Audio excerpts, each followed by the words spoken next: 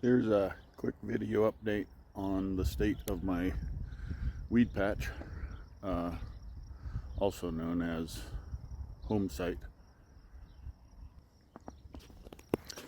So I have reached the point now where I've got all of the perimeter boards in place. You can see it reaches to the far end of the hole and across,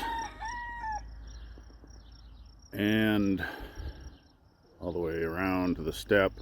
I put the first of the crossing footing panels in place, and then there's another set that goes halfway between that near one that you see on the far side.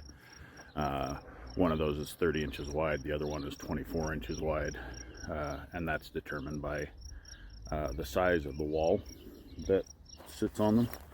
Weight, I guess, maybe, not size. So the way that I confirmed my setup is that I can take measurements, obviously, lengthwise, and make sure that I've got the length right, make sure that I've got that width right between the ends. But the way that you check to make sure that you have everything square, that you're not like tilted, angled off that way or angled off that way, is to take a measurement from the corner to this corner where it takes the step out from 24 inches wide to 30 inches wide, and then do the same thing from that corner over to that corner of this big square. And then that, if those two measurements are equal, then that means you've got a square, right? Assuming that your other measurements are equal. And I've been doing that all the way along. I first used that method to square up the first big rectangle that includes the step down, right? So the next thing to do is finish off the step down forms so that it will hold concrete on the uphill side. Obviously have to clean up quite a bit of weeds and such. And then I'll build a template.